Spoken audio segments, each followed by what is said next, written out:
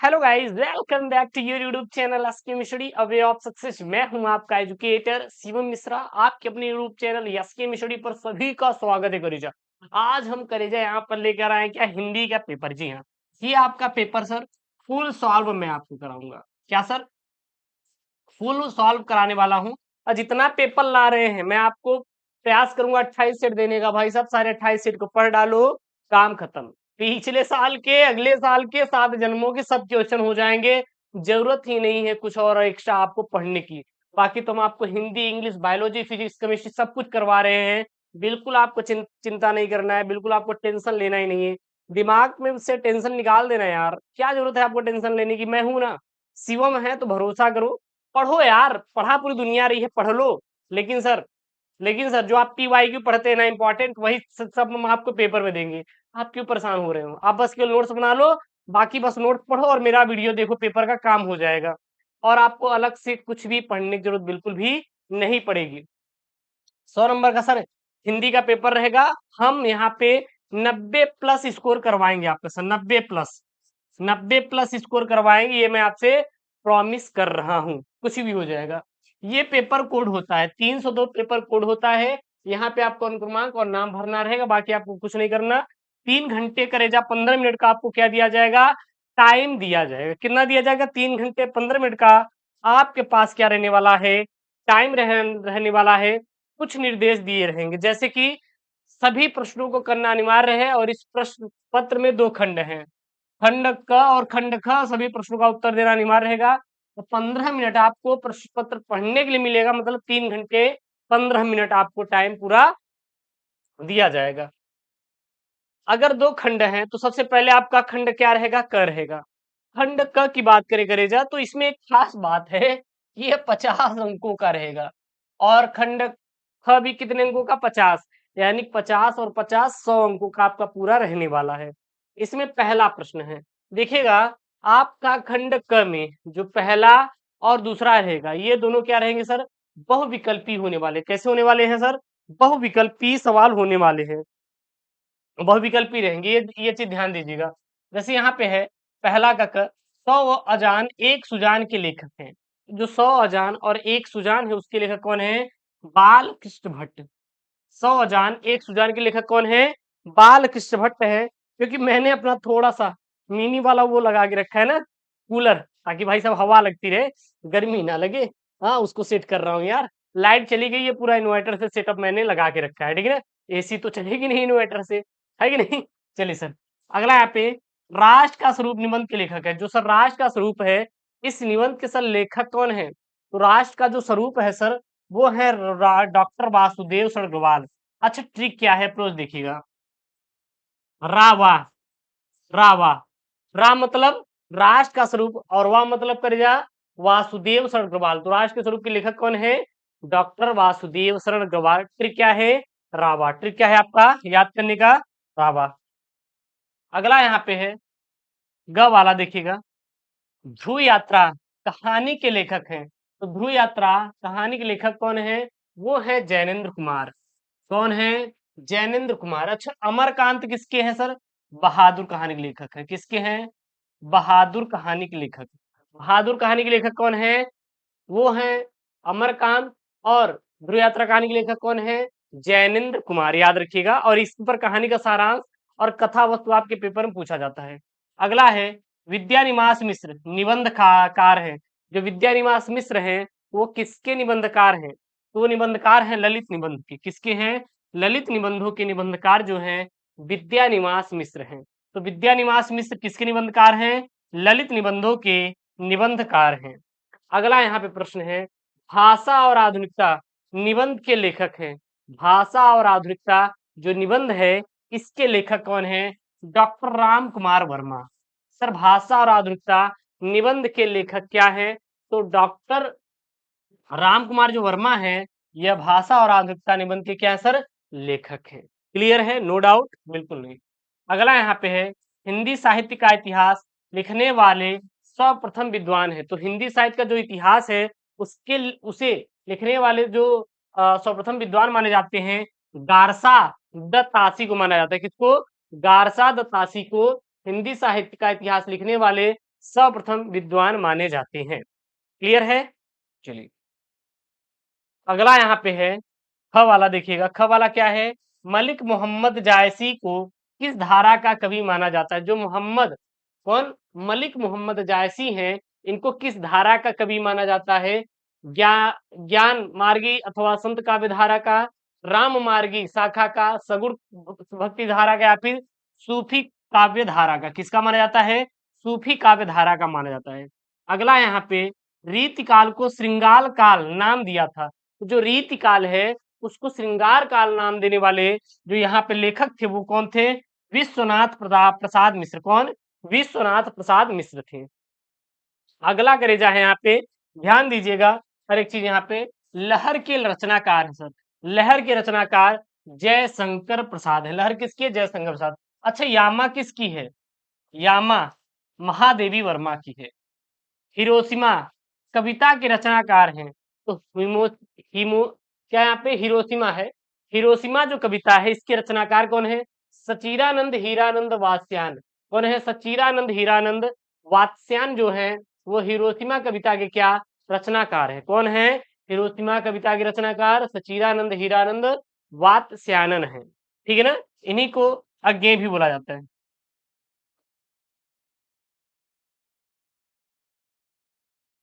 अब यहाँ पे बहुविकल्पी खत्म होगा तो आपके पेपर में आया हुआ गद्यांश, और ये गद्यांश मैंने राष्ट्र के शुरू में मैंने करवाया है 10 नंबर का करेगा ये गद्यांश है। ध्यान दीजिएगा कितने नंबर का? 10 नंबर का। यहाँ पे 2 गुणते 5 बराबर 10 है, मतलब कि यहाँ पे हर एक सवाल 2 नंबर का है। 5 सवाल रहेंगे, 10 नंबर मिलेगा। सबसे पहले हमें पढ़ना है, जन का प्रवाह अनंत होता है, सहस्त्रों वर्षों से भूमि के साथ राष्ट्रीय जन ने तदात्म प्राप्त किया है। जब तक सूर्य की रश्मियां नित्य प्रातः काल भुवन को अमृत से भर देती हैं, तब तक राष्ट्रीय जन का जीवन भी क्या है? अमर है। इतिहास के अनेक उतार चढ़ाव पार करने के बाद भी राष्ट्र निवासी जन नई उठती लहरों से आगे बढ़ने के क्या है सर? अजर अमर है। जन का सतत वाह जीवन नदी के प्रवाह की तरह है, जिसमें कर्म और श्रम के द्वारा उत्थान के अनेक घाटों का निर्माण करना होता है। घाटों का निर्माण करना होता है। सबसे पहला सवाल क्या यहाँ पे, जन का प्रवाह का आशय क्या? मतलब कि जन का प्रवाह का मतलब क्या है? तो जन का प्रवाह कैसा होता है, कुल मिला के यही सवाल पूछ रहा है। तो देखिए जन का प्रवाह अनंत होता है, यानी कि इसका उत्तर क्या हो जाएगा? बस सिंपल सा, जन का प्रवाह अनंत होता है, अर्थात प्रत्येक राष्ट्र में निरंतर अनेक प्रकार के परिवर्तन आते रहते हैं। अगला यहाँ पे राष्ट्र निवासी जन किसके समान आगे बढ़ने के लिए अजर अमर है, यानी जो राष्ट्र निवासी जन है वो किसके समान आगे बढ़ने के लिए क्या सर? अजर अमर है। इसका आंसर बहुत ही सिंपल है, ध्यान दीजिएगा यहाँ पे देखिएगा, राष्ट्र निवासी जन नई उठती लहरों के साथ आगे बढ़ने के लिए क्या है? अजर और अमर है। अजर और क्या है? अमर है। दैट्स द आंसर यार। यानी कि सीधा आप बोलेंगे कि राष्ट्र निवासी जन नई उठती लहरों के साथ आगे बढ़ने के लिए क्या है सर? अजर और अमर है। समझ में आ रहा है ना? बहुत ही सिंपल तरीके से मैं आपको समझा रहा हूँ। अगला करेगा यहाँ पे है उत्थान के अनेक घाटों का निर्माण कैसे होता है। एक चीज और है, आपसे रिक्वेस्ट करूंगा, चैनल को करेगा सब्सक्राइब करके शेयर कर दीजिएगा। चैनल को सब्सक्राइब कर लीजिएगा यार, है कि नहीं? तो उत्थान के अनेक घाटों का निर्माण करेजा कैसे होता है? बहुत ही सिंपल से, बहुत ही सिंपल सी देखिएगा, ये लाइन ढूंढो, उत्थान के अनेक घाटों का निर्माण कैसे होता है। यहाँ पे देखना बहुत ही सिंपल तरीकों से, देखिए जिसमें कर्म और श्रम के द्वारा उत्थान के अनेक घाटों का निर्माण करना होता है। निर्माण करना होता है, यानी कि कर्म और श्रम के द्वारा, कर्म और श्रम के द्वारा उत्थान के अनेक घाटों का निर्माण होता है। दैट्स इट, दैट्स ऑल, कोई दिक्कत नहीं है। अगला देखना यहाँ पे, रेखांकित अंश की व्याख्या कीजिए। गुरुजी इसको देख के हमारा सर दर्द होता है कि रेखांकित अंश की व्याख्या कैसे करेंगे। ध्यान देना गरेजा, बहुत ज्यादा इसमें आपको परेशान नहीं होना है, बहुत ज्यादा कुछ करना नहीं। आपको क्या करना है, केवल जो लाइन दी गई है इसी को सेम टू सेम छापेंगे तो 1 नंबर मिलेगा। कितना मिलेगा? 1 नंबर मिलेगा। कितना मिलेगा? 1 नंबर। या फिर इसी को थोड़ा बढ़ा चढ़ा के अगर एक्सप्लेन कर देंगे तो आपको कितना मिल जाएगा? ये 1 के स्थान पे कितना हो जाएगा? 2 हो जाएगा। देखिए है क्या यहाँ पे, जब तक सूर्य की रश्मियां नित्य प्रातः काल भुवन को अमृत से भर देती हैं, तब तक राष्ट्रीय जन का जीवन भी क्या है? अजर और अमर है। यही ये कहना चाह रहा है। अब सर इसको अपने भाषा में सर कैसे लिखेंगे? ध्यान देना, यहाँ पे ये बोल रहे हैं कि लेखक के अनुसार जब तक धरती पर सूर्य की रश्मियां प्रतिदिन धरती को अपने अमृत रस से जीवन प्रदान करती रहेंगी, तभी तक किसी राष्ट्र या वहां के जन का अस्तित्व भी बना रहेगा। जब तक राष्ट्र की प्रगति के फलस्वरूप उसका अस्तित्व रहेगा, तभी तक राष्ट्रीय जन का जीवन भी क्या रहेगा सर, बना रहेगा। बस उसके बाद है यहाँ पे पाठ का शीर्षक, पाठ का शीर्षक और लेखक का सर नाम लिखिए। पाठ का शीर्षक और क्या लिखना है सर, लेखक का नाम लिखना है। अब सर इसको हम कैसे करेंगे, पाठ का शीर्षक और लेखक का नाम। हम आपको जो 7 बजे क्लास करवाते हैं लाइव, उसमें मैंने आपको बताया भी था। देखिएगा, थोड़ा मेरे दोस्त का पेपर है यूपी पुलिस का एग्जाम, तो उनका जाके करवाना पड़ेगा यार। अब दोस्त के लिए तो कुछ ना कुछ तो सर करना पड़ेगा। तो उनके लिए जा रहे हैं, तो 2 दिन क्लास लाइव वाली नहीं चलेगी जो 7 बजे, फिर आपका 27 से चलना शुरू हो जाएगा, ठीक है ना। तो यहाँ पे देखना, ये जब जन आपको शब्द दिखाई दे और भूमि आपको शब्द दिखाई दे, राष्ट्र दिख गया तो काम ही खत्म हो गया। राष्ट्र दिखा तो सीधा जान लीजिए कि वो राष्ट्र का स्वरूप से है। कहां से, पाठ का शीर्षक क्या है, राष्ट्र का स्वरूप। अब राष्ट्र का स्वरूप आया, तो जब रा आया तो याद कर लीजिए रावा एक ट्रिक है सर। वाह मतलब क्या होता है सर, वासुदेव शरण अग्रवाल, वासुदेव शरण अग्रवाल। यानी कि पाठ का शीर्षक क्या है, राष्ट्र का स्वरूप, और लेखक कौन है सर जी, वासुदेव शरण अग्रवाल। तो यहाँ पे क्या हो जाएगा सर, यहाँ पे हो जाएगा प्रस्तुत गद्यांश के पाठ का शीर्षक राष्ट्र का स्वरूप है और इसके लेखक जो है कौन है, वासुदेव शरण अग्रवाल है। That's all. अगला यहाँ पर सर गद्यांश के बाद क्या आएगा सर, पद्यांश आएगा। क्या आएगा आपका, पद्यांश आएगा। 10 नंबर का सर पद्यांश रहेगा। है क्या, यहाँ पे देखिएगा, दुर्बलता का ही चिन्ह विशेष पथ है, पर अबला जन के लिए कौन सा पथ है। यदि मैं उकसाई गई भरत से हूँ, तो पति समान ही स्वयं पुत्र भी हूँ। ठहरो मत रोको मुझे, कहूँ सो सुन लो, करके पहाड़ सा मौन रह जाऊं, राई भर भी अनुताप न करने पाऊं। थी सन छत्र राशि निशा उत्तेश टपकाती, रोती थी नीरव सभा हृदय ठपकाती। अर्थात यहाँ पे क्या बोला जा रहा है, यहाँ पे कैकेयी जी भरी सभा में कहती हैं कि भरत की सौगंध खाते हुए राम से कहती है कि सौगंध खाने से व्यक्ति की दुर्बलता प्रकट होती है, परंतु इसके लिए परंतु स्त्रियों के लिए इसके अतिरिक्त कोई अन्य उपाय नहीं है। यानी कि दुर्बलता का ही चिन्ह विशेष पद है। मतलब यदि आप कोई भी कसम खा रहे हैं तो आपकी क्या प्रकट करता है, दुर्बलता प्रकट करता है। पर अबला जन के लिए कौन सा पथ है, और स्त्रियों के लिए इसके अलावा कोई रास्ता भी नहीं हो सकता। उसके बाद देखिएगा यहाँ पे, यदि मैं उकसाई गऊ से हूं, तो पति स्वयं स्वयं समान पुत्र भी खोऊं। यदि मैं भरत के द्वारा उकसाई गई होती, तो मैं अपने पति के समान पुत्र को क्यों खोती। यानी कि भरत ने मुझसे ये नहीं कहा कि श्री राम जी को वनवास करवाइए, अपनी सफाई पेश कर रही है। यानी यहाँ पे देखिए, वह राम को संबोधित हुए कहती है कि हे राम, मुझे तुम्हारे वनवास के लिए भरत ने नहीं उकसाया था। यदि यह सच नहीं, तो मैं पति के समान अपना पुत्र भी खो बैठी। अगला यहाँ पे है, ठहरो मत रोको मुझे, कहूं सो सुन लो, करके पहाड़ सा मौन रह जाऊं, राई भर भी अनुताप न करने पाऊं। यानी कि मुझे रोको मत, मुझे रोको मत, मैं जो कह रही हूं सभी सुन लो। यदि मेरे कथनों में कोई यथार्थ बात हो तो उसे ग्रहण कर ले, मुझे यह न सहा जा सकेगा। ठीक है ना। अगला यहाँ पे है, करके पहाड़ सा पाप मौन रह जाऊं, राई भर भी अनुताप न करने पाऊं।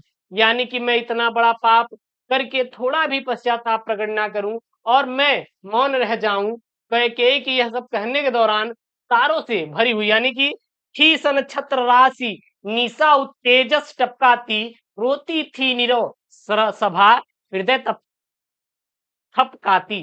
अर्थात कैकेयी के यह सब कहने के दौरान तारों से भरी हुई चांदनी रात ओस के रूप में अश्रुजल बरसा रही थी और नीचे मौन सभा हृदय को थपथपाते हुए रुदन कर रही थी। सबसे पहला यहाँ पे एक प्रश्न पूछा गया है, हम लोग करेंगे। प्रश्न क्या है, प्रस्तुत गद्यांश कैकेयी अनुताप से उद्घृत है और इसके रचयिता कौन, मैथिली शब्दगुप्त। यानी प्रश्न क्या था, गद्यांश का पाठ और कवि का नाम। तो गद्यांश का पाठ क्या है, कैकेयी अनुताप, क्योंकि कैकेयी जी का यहाँ पे जिक्र किया गया है, तो कैकेयी अनुताप है और इसके लेखक मैथिली शरण गुप्त है। रेखांकित अंश की व्याख्या कीजिए। अब सर रेखांकित अंश कहां से कहां तक है?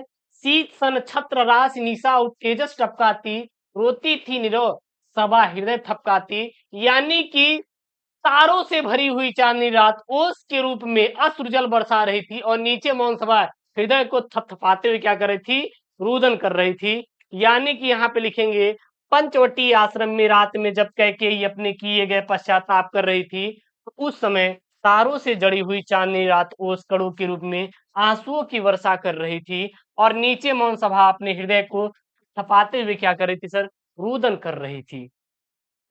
अगला यहाँ पे प्रश्न है कि दुर्बलता का चिन्ह क्या है और इसे कौन किससे कह रहा है? तो आपको पता है ना, दुर्बलता का चिन्ह ही विशेष शपथ है, पर अबला के लिए कौन सा पथ है? मतलब कि जो दुर्बलता का चिन्ह क्या है? कसम खाना। क्या खाना? कसम खाना, यानी कि सौगंध खाना व्यक्ति की दुर्बलता का प्रमाण है। यह कथन कौन कह रहा है?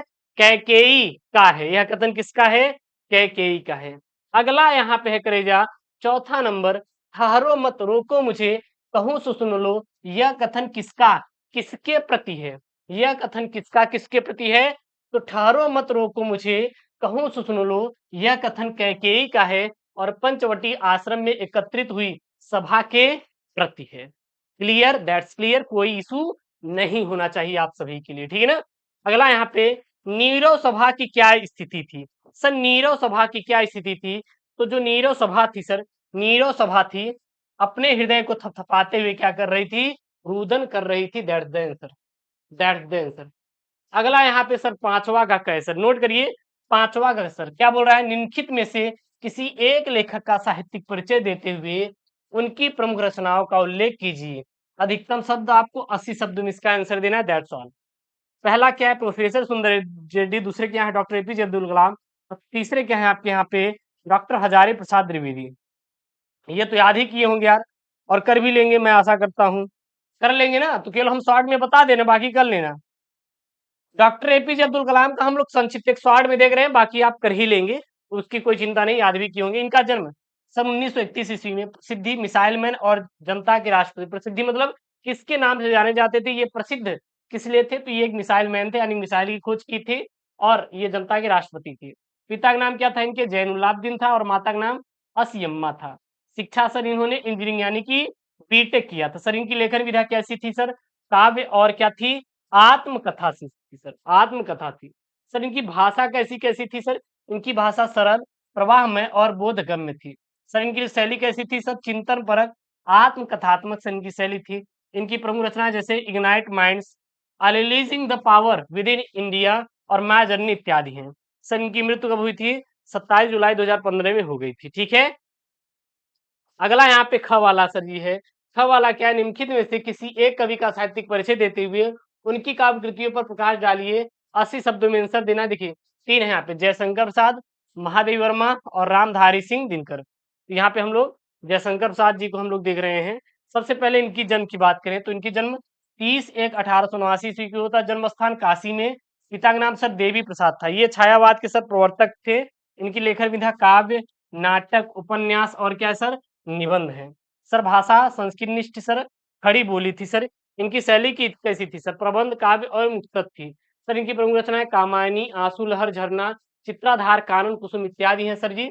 हाँ, इनकी मृत्यु सर कब हुई थी? तो इनकी मृत्यु जो हुई थी सर 14/1/1937 ईस्वी में हुआ था सर। 14/1/1937 ईस्वी में हुआ था। हाँ, छठा है सर जी, बहादुर अथवा पंचलाइट कहानी का उद्देश्य आपको लिखना है, अथवा ध्रुव यात्रा अथवा पंचलाइट कहानी का आप सारांश लिखिए सर। 5 नंबर का है सर। कितने नंबर का है? 5 नंबर का। अधिकतम शब्द सीमा आपको 80 शब्दों में सर इसका आंसर देना है। तो पंचलाइट कहानी का सर सारांश हेडिंग डालेंगे सर, लिखेंगे। चलिए सर देखते हैं यहाँ पे। पंचलाइट फणीश्वर नाथ रेणु जी की एक आंचलिक कहानी है। इस कहानी में बिहार की पिछड़े गांव के परिवेश का एक सुंदर चित्रण प्रस्तुत किया गया है। इस कहानी में एक महतो टोली है जिसमें कुछ अशिक्षित लोग हैं जो कि रामनवमी के मेले से पेट्रोमैक्स खरीदते हैं, जिसे वह पंचलाइट कहते हैं।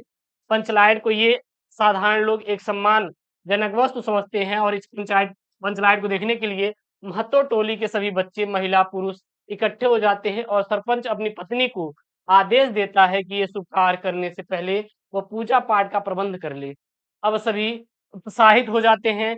परंतु समस्या यह उठती है कि पंचलाइट जलाएगा कौन? क्योंकि ये साधारण लोग पंचलाइट को जलाना नहीं जानते थे। इसी महतो टोली में आगे इसी महतो टोली में गोधन नाम का एक लड़का है, जो कि गांव की मुनरी नामक एक लड़की से प्रेम करता है। मुनरी की मां ने गोधन से शिकायत की थी कि वह उसके घर के सामने से अक्सर सिनेमा का गाना गाकर निकलता है, जिस कारण पंचों ने उसे अपनी टोली से बाहर निकाल रखा था।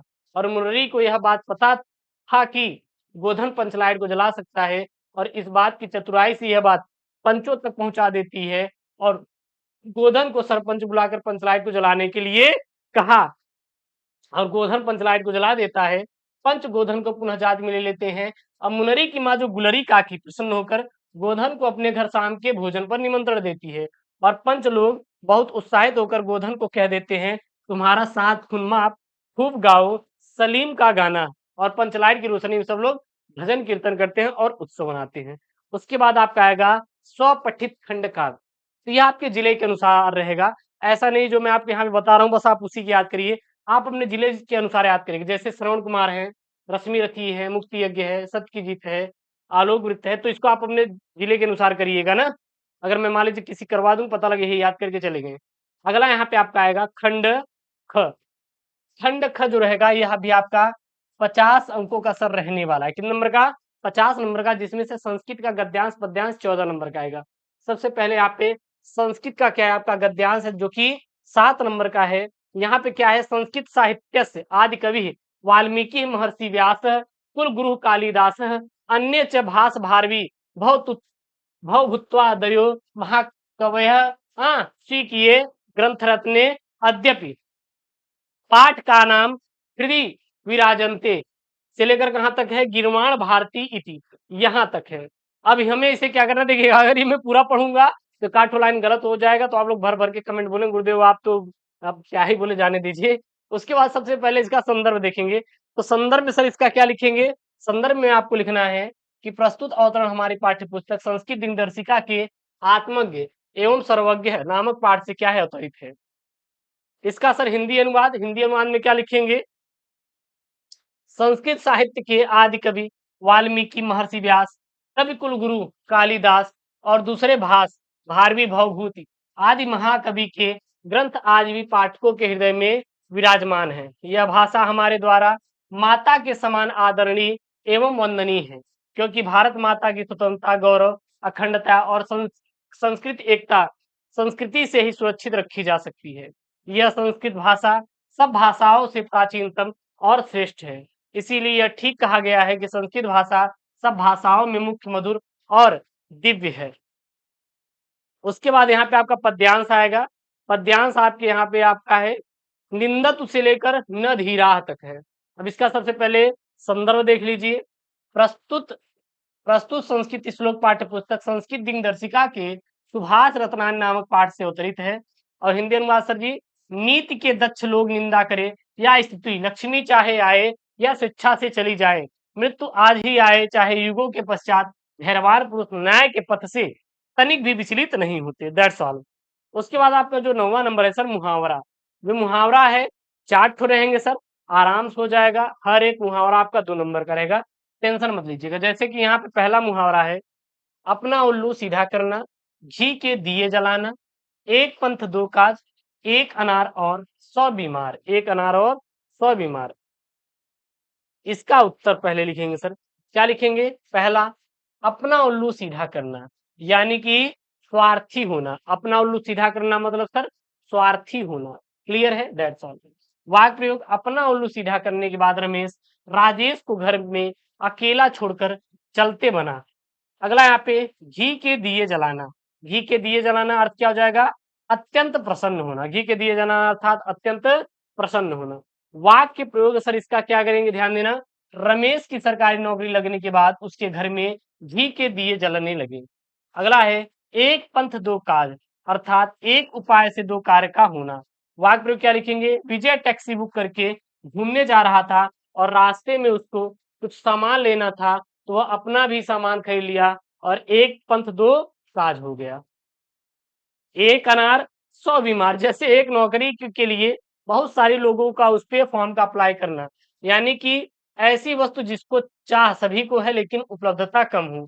वाक्य प्रयोग, आजकल सरकारी नौकरी कम होती है लेकिन उसको पाने वाले अनेक, और यह बड़ी बात हो गई कि एक अनार और 100 बीमार।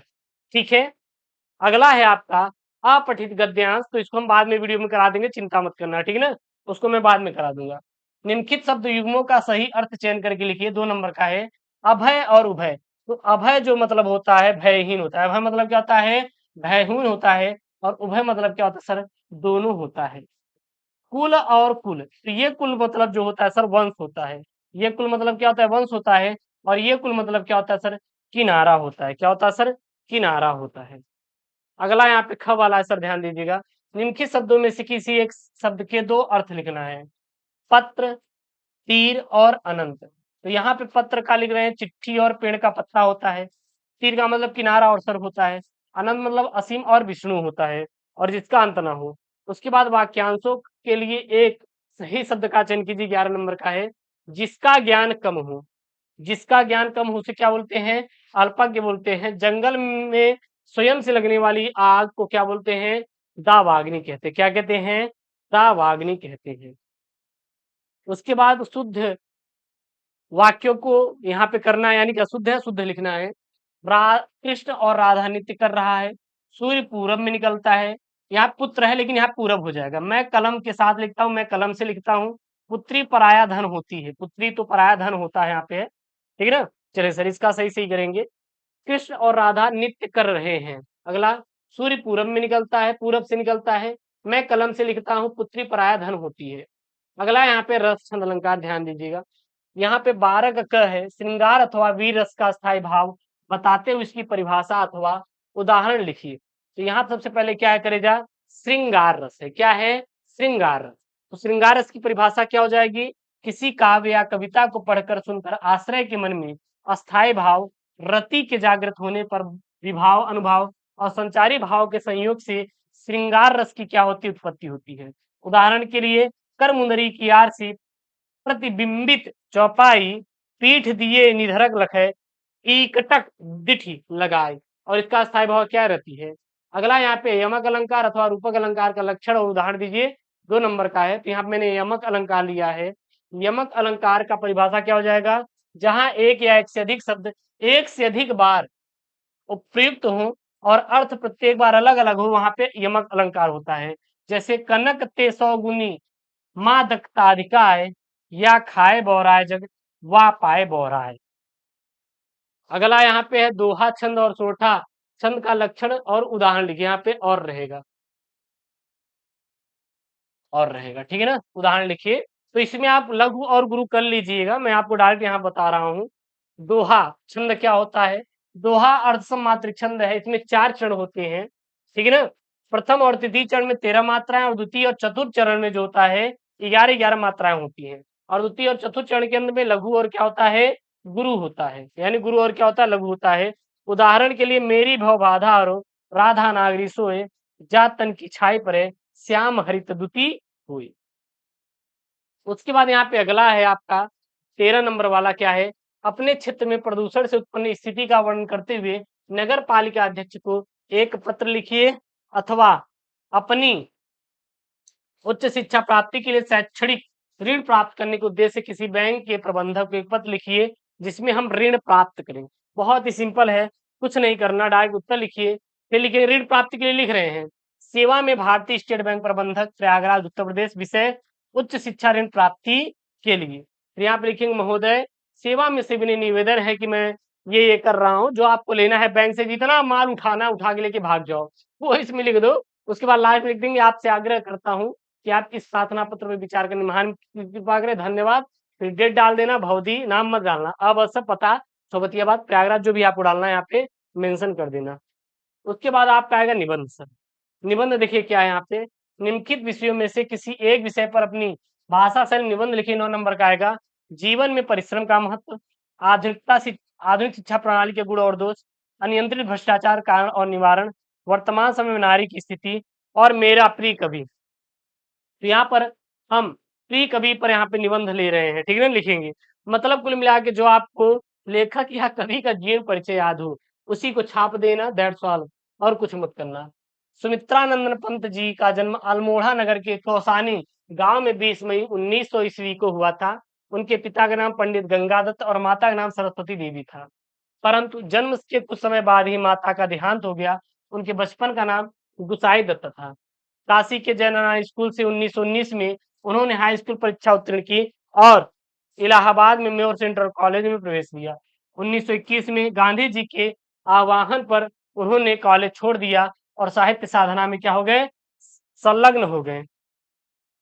अब सुमित्रानंद पंत जी की जो रचनाएं हैं जैसे वीणा ग्रंथि, पल्लव, गुंजन, युगांत, युगवाणी, ग्राम्या, स्वर्णधूलि, स्वर्ण किरण, युगपथ, उत्तरा, अतिमा, रजत रश्मि, चिदंबरा, कला, बूढ़ा और चांद, हाँ, रश्मि बंध, लोकायतन इत्यादि उनके काव्य ग्रंथ हैं। उसके बाद इनकी काव्य विशेषताएं जो जो है लिख दीजिए। प्रकृति सौंदर्य, राष्ट्र प्रेम की भावना थी इनके अंदर। इनकी भाषा शैली क्या थी सर? रस छंद अलंकार जो भी था इनको लिख दीजिए। फिर लास्ट में उपसंहार लिख दीजिए। That's all. ये आपका क्या सर जी, हिंदी का आपका सर पेपर है जो कि 2025 बोर्ड एग्जाम के लिए है। ये जो मैंने आप हिंदी का पेपर सर मैंने आपको बताया है, ये तैयार कर लीजिएगा पूरा एकदम। पूरा पूरा आपका आने वाले सर क्वेश्चन है। मैं आपको 28 सेट दूंगा बोर्ड तक। आप हल्के मत लीजिए, 28 सेट देने में 4 महीने का वक्त लगेगा। हर एक सेट 7 दिन पे आएगा। तो अगर हम बात करें तो 1 महीने में कितना हो पाएगा? 7 चौक 28, 4 ही तो सेट हो पाएगा। अगर 4 महीने लगे तो 4 चौक 16, और फिर उधर करवा देंगे तब भी आपका हो पाएगा वही 24-24 सीट। तो आराम से हो जाएगा, चिंता मत करिएगा। चैनल को सब्सक्राइब करके करेजा रख लीजिए और वीडियो को लाइक करिएगा। इसका पीडीएफ टेलीग्राम चैनल यस के मिशरी पर अपडेट करवा देंगे। Link in the description box जाकर ज्वाइन कर लो। ओके दोस्तों, थैंक यू, जय हिंद।